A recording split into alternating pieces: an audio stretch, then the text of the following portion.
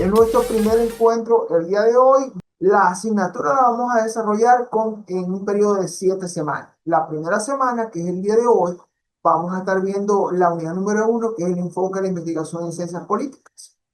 Nuestro primer encuentro síncrono. La segunda semana es nuestro primer encuentro asíncrono. Ustedes van a tener que desarrollar una actividad que tiene que ver con el realismo y el realismo en la ciencia política. Ya mañana, más tardar, voy a tratar de que sea posible el mismo día de hoy, cargarles la actividad en la plataforma. La semana número 3, que sería el 2 de agosto, vamos con nuestro segundo encuentro síncrono y ahí vamos a estudiar la unidad número 2, que tiene que ver con el enfoque neoinstitucional. La semana número 4, el 9-8, es su segundo encuentro asíncrono. Allí van a desarrollar una actividad que tiene que ver con el realismo neoclásico, el retorno a los estudios internacionales a la ciencia política. Son ensayos muy sencillos los que van a estar desarrollando. La semana número 5, vamos con la unidad número 3, que son las teorías. Es nuestro tercer encuentro síncrono. La semana número 6 sería el tercer encuentro, pero asíncrono. No hay actividades, ustedes tienen que desarrollar una actividad que está relacionada con el constructivismo, la epistemología y la metodología de las ciencias sociales. Y la semana número 7 es nuestro encuentro final, donde vamos a desarrollar con todos los participantes que tengamos una socialización que ustedes tienen que ejecutar en la actividad escrita, la presentación como tal, y vamos a trabajar con las teorías basadas en los enfoques modernos enrutados o orientados hacia el desarrollo de las ciencias políticas. Con un total de 7 semanas de desarrollo. De esas 7 semanas tenemos 4 encuentros síncronos, o sea que nos vamos a estar haciendo presencia aquí en la plataforma, y 3 encuentros asíncronos donde ustedes solamente tienen que cargar la actividad para la fecha solicitada. Ok, Bueno, entonces, la teoría de enfoque de las ciencias sociales, nuestro objetivo terminal va a ser que el participante adquiera un conjunto de competencias desde el enfoque epistemológico para abordar las teorías y los enfoques de las ciencias políticas que deberán utilizar en el ejercicio profesional, valorándolas en función de los fines propuestos. Lo que está desarrollado para ver 4 unidades. En la unidad número 1, los enfoques de la investigación de la ciencia política, que la vamos a ver hoy. La unidad número 2 tiene que ver con el enfoque neoinstitucional. La unidad número 3 son las teorías normativas. Y la unidad número 4 tiene que ver con las teorías de los enfoques modernos. Que hablamos de modernos, pero ya tienen cierta cantidad de años, pero es lo que se conoce como las teorías tradicionales y las teorías modernas. Hoy nos vamos a centrar en la unidad número 1, que tiene que ver entonces con el enfoque de la investigación en la ciencia política. Lo primero que vamos a visualizar es qué es la ciencia y cuál es su objeto de estudio. Según la Real Academia de la Lengua Española, la ciencia no es únicamente una colección de leyes, es una colección de hechos. Es una creación de espíritu humano con ideas y conceptos diversos. Quiere decir que existe la diversidad de pensamiento. Albert Einstein la define como una creciente llamada ciencia, o sea, que va ascendiendo y puede caracterizarse como conocimiento racional, con la utilización entonces del raciocinio sistemático, exacto, verificable y por consiguiente factible, o sea, desarrollable. Mario Bunge, que es padre de la ciencia, la determina como un conjunto de conocimientos obtenidos mediante la observación y el razonamiento. Fíjense que estamos hablando de una evolución. Ya no es solamente razonamiento, sino que observación para razonar y llegar al conocimiento, de los que se deducen principios y leyes generales. En un sentido más amplio, se emplea para referirse al conocimiento en cualquier campo, porque sabemos que la ciencia se integra por un conjunto muy grande de campos, pero que suele aplicarse sobre todo a la organización en el proceso experimental verificado. La ciencia forma parte del conocimiento, se basa en la observación y la experimentación se aplica de manera o de forma ordenada y sistémica. Su objetivo es develar verdades generales para establecer leyes fundamentales y demostrar las hipótesis. El desarrollo de la ciencia a lo largo de la historia ha permitido conocer y explicar el mundo a través de métodos, pero métodos que comprobables, porque si no es comprobable, no se aplica el método científico, y si no se aplica el método científico, no es ciencia. Dejando a un lado el pensamiento mágico y los mitos que servían para explicar los fenómenos que conocíamos o que hemos estudiado en la antigüedad, para dejar de ser conocimiento vulgar, perdón, y determinarlo entonces como ciencia exacta. Las características de la ciencia tienen dos características claves, o dos grandes rubros. El primero son los procedimientos, neutral y objetiva porque mantienen la linealidad, es metódica y sistemática porque es intencionada y lleva una serie de pasos, y es verificable, sobre todo es verificable porque tiene que ser ciencia, es ciencia. Y a través de los métodos, ¿por qué? Porque la verificación nos va a permitir determinar el carácter comprobable. Es abierta a nuevos escenarios, ¿por qué? Porque la ciencia evoluciona. Y por supuesto es acumulativa porque ese cúmulo o acumulación de conocimiento nos va a permitir actualizar el conocimiento como tal. La clasificación de la ciencia tenemos según Bunge, perdón, mi inglés es pésimo.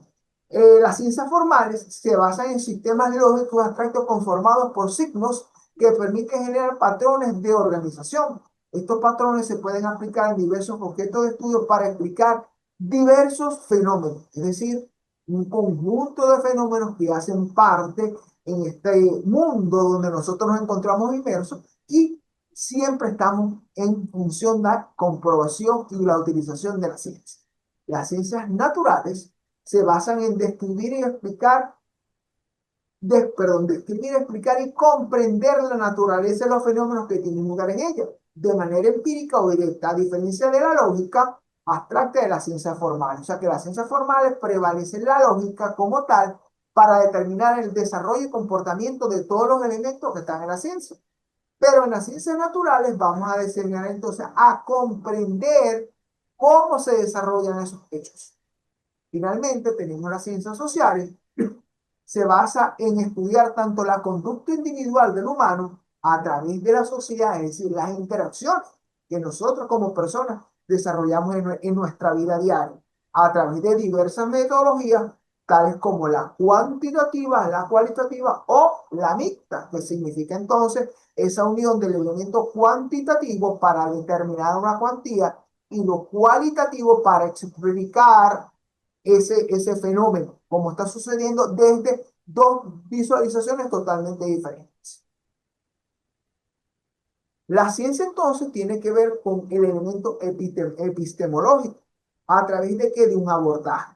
El abordaje de la ciencia desde el derecho, así como en función desde la política, se resume en lo que se encuentra conforme a la norma, es decir, para que se cumpla el elemento del derecho a través de las leyes y las políticas, tiene que cumplirse lo pautado o lo normal, lo normativo, inspirándose en postulados que nacen desde la justicia, constituyéndose en un orden normativo de carácter institucional que regula la conducta humana en la sociedad. Ahí tenemos el carácter de la norma, lo cual requiere un acabado relacionado en forma directa del conocimiento de la materia. Entonces tenemos primero el orden social. Zenaida como individuo, Luis como individuo se desarrollan en la sociedad en función de qué? Del cumplimiento de las normas, porque tenemos derechos, pero también tenemos deberes. El orden político, porque va a marcar la acción social de qué? Del Estado a través de la administración de la justicia, de la determinación de ese conjunto de normativas y leyes.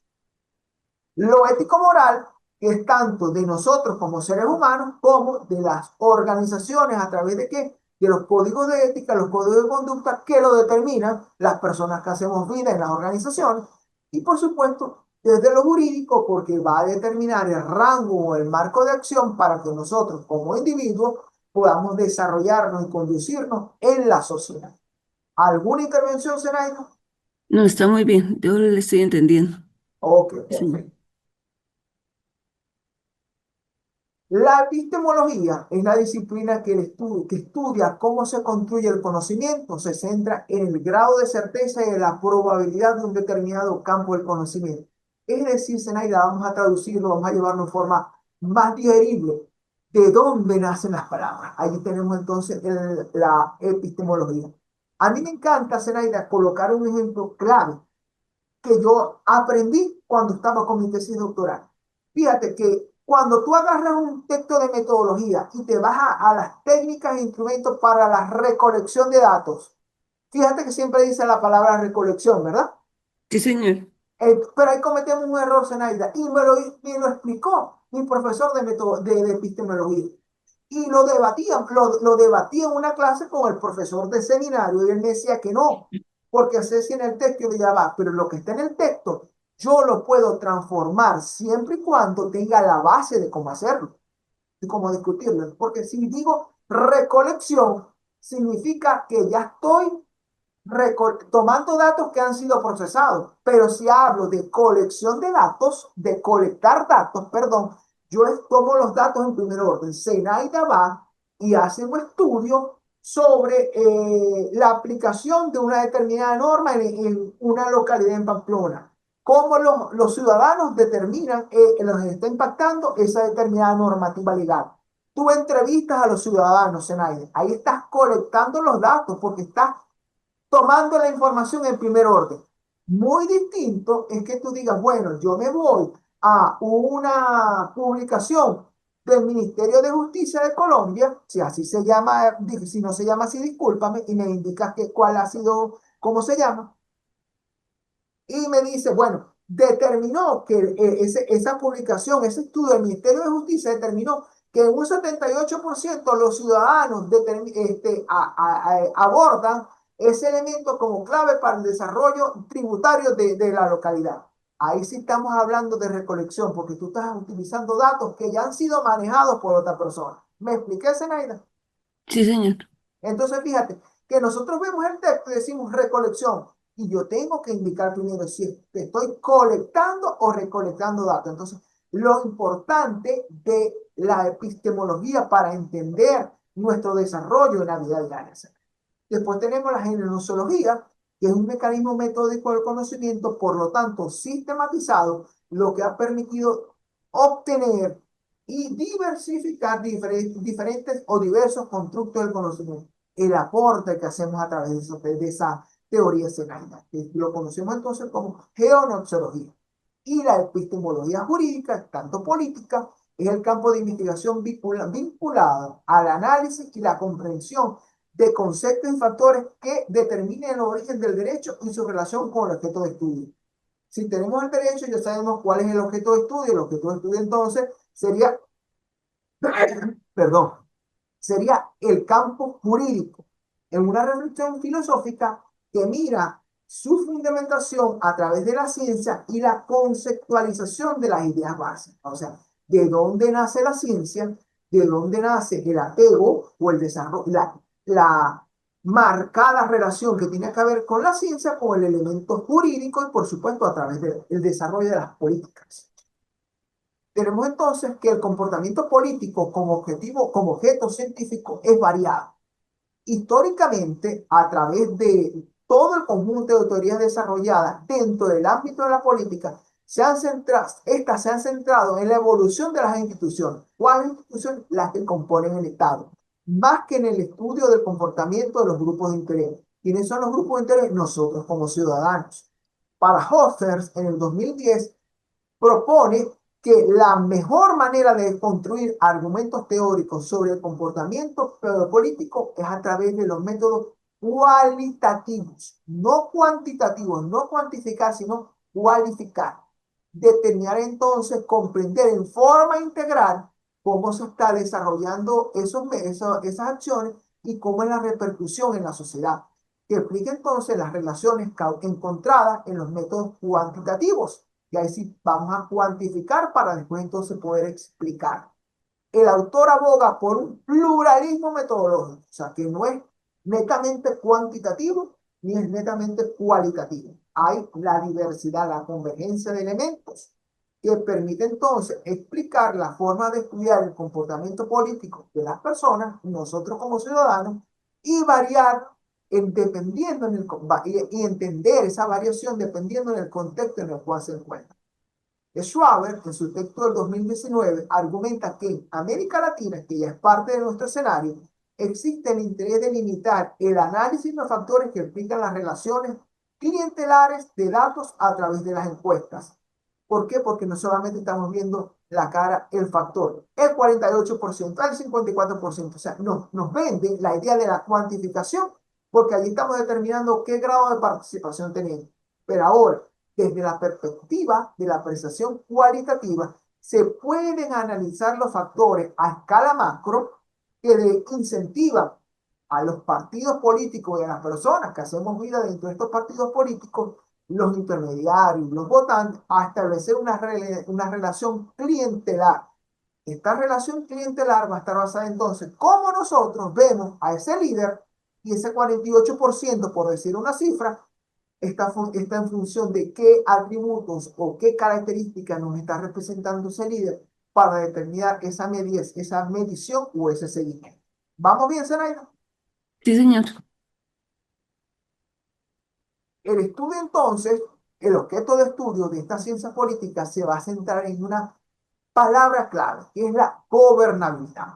Es el estudio sistemático de la gobernanza mediante la aplicación de métodos que integran o que componen el análisis científico.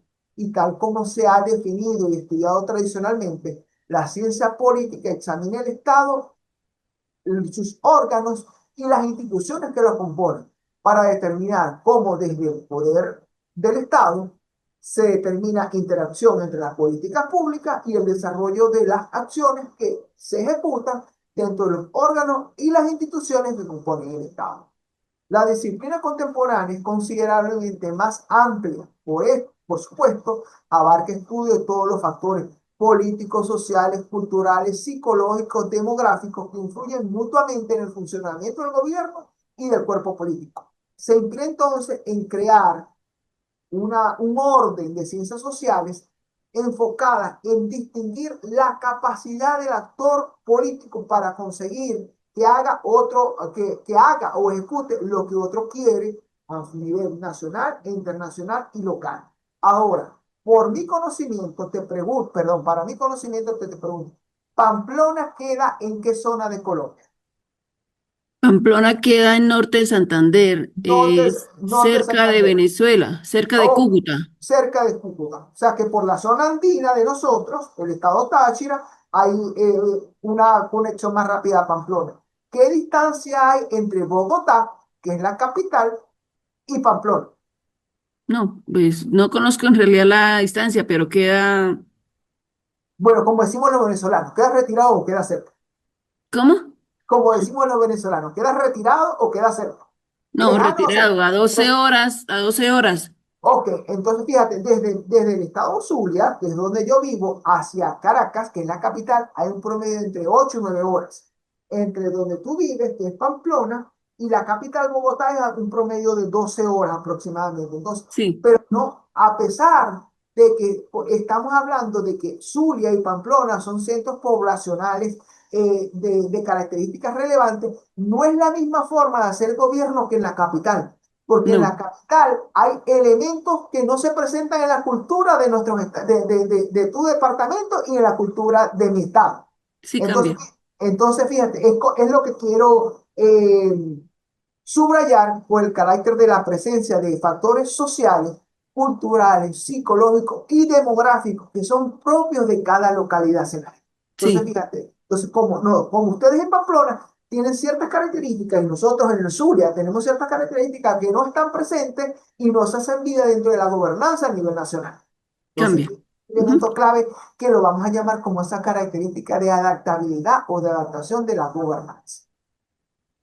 La gobernabilidad y la gobernanza, primero tenemos entonces que la gobernabilidad se refiere al conjunto de factores y condiciones que determinan la capacidad de un Estado para ejercer el poder de manera efectiva y responder a las demandas sociales. O sea, ¿qué capacidad tiene el Estado para afrontar el conjunto de demandas de la sociedad y poder satisfacerlas? Se relaciona entonces con la capacidad de un gobierno para garantizar el orden y la estabilidad, generar confianza, pero también legitimidad, ofrecer servicios públicos de calidad que satisfagan las necesidades y expectativas de los ciudadanos. Seguimos con las necesidades que la sociedad demanda, que nosotros como individuos presentamos, vialidad, seguridad, educación, alumbrado público, asfaltado de las principales vías, espacios para el esparcimiento, entre otras, ¿no? Se encuentra vinculada a la seguridad, se me pasó, se encuentra vinculada a la capacidad de un sistema político para implementar políticas públicas eficaces, promover la participación ciudadana y establecer mecanismos de rendición de cuentas. Lo principal, porque hablamos del carácter de transparencia, y eso lo hemos criticado a nivel mundial, que la transparencia en la rendición de cuentas debe ser un elemento clave para determinar la efectividad de un sistema de gobierno. Ahora, la gobernanza se refiere a cómo se toman y se implementan las decisiones de una sociedad, organización y comunidad.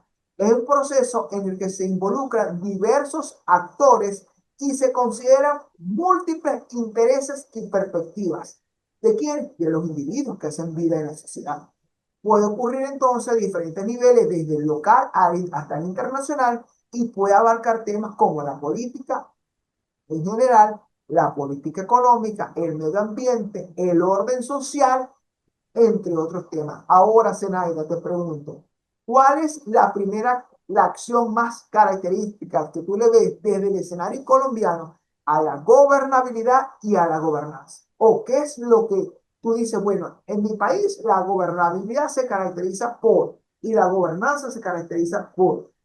Gobernabilidad en cuanto a la parte de norte de Santander es donde ellos ejecutan las leyes y normas para poder regir los proyectos. ¿Ok? Ellos son los encargados de dar un orden sí, decretos para así poder llevar a cabo y ejercer la gobernabilidad. Ellos, ¿sí? Ajá. Y la gobernanza es cómo se va a llevar a cabo en las comunidades, qué deben cumplir las comunidades para poder ellos a poder hacer asequibles esos proyectos. Es lo que Pero entiendo. fíjate la palabra que estás diciendo, que deben cumplir, porque ahí hablamos entonces de un compromiso, Zenaida. Y ese Sí, compromiso es vital para que se dé tanto la gobernabilidad como la gobernanza. Entonces tú sí, misma estás determinando el carácter clave del compromiso. Y ese sí, compromiso nos va a ayudar entonces a poder desarrollar en forma efectiva esta palabra que está acá, los mecanismos de rendición de cuentas, porque criticamos mucho a los gobiernos, pero a veces no nos damos cuenta de nuestras acciones como ciudadanos. sí, exacto. ¿Cuáles son nuestros deberes también? ¿Cuáles son nuestros deberes? Muy importante. Porque siempre reclamamos los derechos, pero los deberes no los ponemos a la par de reclamo de nuestros derechos. Sí, exacto. La política como objeto de reflexión se relaciona entonces con los primeros intentos de definir la política como un objeto de la ciencia política. Es una tarea compleja que implica manejar un concepto habitual pero controvertido. ¿Por qué controvertido? No porque causa controversia, sino que hay muchos elementos que intervienen en ella. El elemento social, el elemento económico, el elemento demográfico, el elemento situacional, de los cuales se presenta un debate de acuerdo con los intereses inherentes a la misma, o sea, de los factores que lo están condicionando o los factores con los cuales se está ejecutando. En este Sí. sentido, dígalo, Zenaida, que te interrumpí. Por ejemplo, aquí el Consejo Municipal en Pamplona, Ajá. aquí de alcaldías. Ellos se reúnen para poder debatir, por ejemplo, un proyecto que va a ser, bueno, va a servir a la comunidad, pero entonces comienzan a debatirlo para ver si en realidad tiene la funcionalidad, si tiene los recursos o si en realidad va a servir para lo que se tiene planeado. Eso es Ujú. lo que entiendo.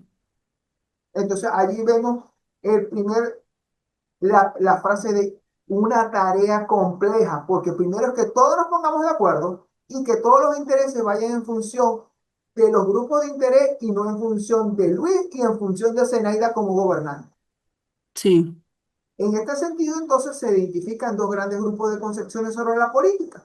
La primera, en sentido cooperativo de la cooperación, y la segunda, en un sentido conflictivo para negociar y evitar ese conflicto. En el primer caso, en el, es decir, en el de la cooperación, se ejecutan las actividades en forma colectiva, o sea, esa toma de decisiones, poniéndonos de acuerdo, Zenaida, Luis y todas las personas involucradas para poder garantizar el desarrollo, en este caso, tomando el ejemplo del proyecto que tú mencionaste.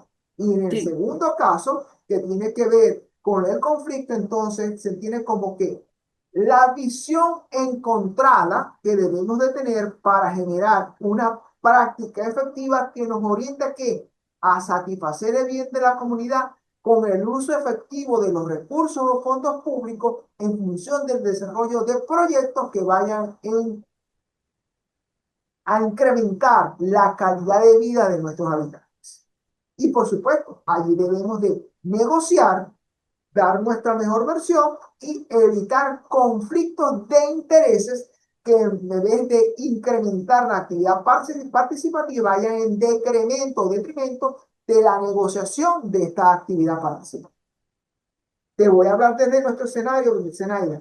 En Venezuela tenemos dos grandes grupos políticos, la oposición y el oficialismo. Y es muy difícil encontrar o los de derecha y los de la izquierda. Y es muy sí, difícil encontrar ese punto medio. ¿Por qué? Porque lo que se visualiza, lo que los opositores visualizan como un punto efectivo, los oficialistas lo visualizan como un punto negativo. Y lo que los oficialistas visualizan como un punto positivo para una determinada colectividad, los opositores lo visualizan como un punto no tan relevante, no, un punto no tan relevante. Y sucede en todas las economías, sucede en todos los países. Lo que hay que buscar es el mejor escenario para dialogar y desarrollar no el bien común para el partido político, sino el bien común para la sociedad, que es lo que nosotros como ciudadanos no logramos entender. Entonces, es un elemento, una tarea fuerte que tenemos en ese sentido. O sea, ¿aló? ¿cómo sucede en Colombia? Te pregunto. Pues en Colombia es prácticamente, como somos países democráticos, Ajá, siempre vamos a tener uno de un lado y otro del otro. Entonces hay que decidir de qué manera quiénes van a ir a un lado y quiénes van a ir al otro, pero nunca van a tener una unión o algo que diga, sí, me sirve a mí o nos vamos a unir para hacer las cosas por un bien común. Siempre se aíslan. ok, Y la perfecto. pelea pues siempre va a seguir ahí, en que La yo defiendo lo controversia. mío y ellos defienden el punto de vista de ellos y nosotros, los otros defienden el punto de vista de los otros. La controversia, Zenaida, siempre va a existir. Ahora bien, el pensamiento político moderno se plantea como objetivo el análisis político del Estado, no solamente la actividad del Estado, sino el análisis del elemento político, inclusive del discurso político, vinculándose de forma directa con el Estado para regularizar la modernización del Estado. Que nosotros como ciudadanos entonces ya debemos de realizar acciones que tenemos que ir a la alcaldía, tenemos que ir a la intendencia, tenemos que ir hacia un determinado ente. ¿Por qué? Porque existe la modernización de la concepción del Estado. Entonces allí es donde debemos apostar para ese análisis integral del entorno político. Se plantea la necesidad de crear un orden político a través del poder del control que permita el equilibrio y asegurar el compromiso entre las clases sociales que hacen vida dentro de toda la nación. La política, como objeto de reflexión desde una perspectiva dinámica, se interesa por los procesos que se dan dentro de ella, en donde el Estado debe orientarse a ocupar un espacio más destacado, o sea, incrementar esa participación. Las condiciones políticas tienen como premisa la aceptación de la pluralidad de pensamientos, de cultura y de discursos, razón por la cual el rechazo hacia el universalismo político es evidente y se debe evitar. El planteamiento anterior implica entonces que el Estado pierde el protagonismo para cedérselo a la sociedad. ¿Por qué? Porque vamos a tener como principal función la determinación de necesidades de la sociedad, pero también qué acciones vamos a estar ejecutando. Se hace necesario entonces una nueva concepción de la política y el replanteamiento de la teoría del Estado para determinar esa gobernanza como efectiva. Se abre el debate desde la política para incorporar nuevas reflexiones y determinar entonces, ya me está escribiendo, ya me llegó. y determinar la importancia de la globalización como elemento clave para el desarrollo de la política. Como reflexión final tenemos esta que me encanta de Sartori de 1984, que dice que la política no puede ser entendida ni comprendida como las ideas, las instituciones y los intereses que actúan en contextos históricos concretos. O sea, tenemos que entenderla y comprenderla para poder garantizar el desarrollo de las ideas, el desarrollo de las instituciones y el desarrollo de los intereses de la sociedad. Claro por hoy, Zenaida. Claro, profesor Luis Belloso, gracias. Sí, Ok, señor. ya me llegó aquí tu WhatsApp. Yo entonces te envío ahora la actividad para que vayas desarrollando mientras tienen acceso a la plataforma. Sí, Bueno, voy a escribirle a la al señora ingeniero Victoria. para Perfecto, que me Zenaida. dé acceso a la plataforma. Si es ella, porque no sé si será ella. Como te repito, desde el punto de vista de los docentes, ella es la que nos ayuda con esto. Desde el punto de vista de los participantes, no sé, pero es la que te puede canalizar hacia la persona. Bueno, Zenaida, que tengas feliz fin de semana. Un placer. Gracias.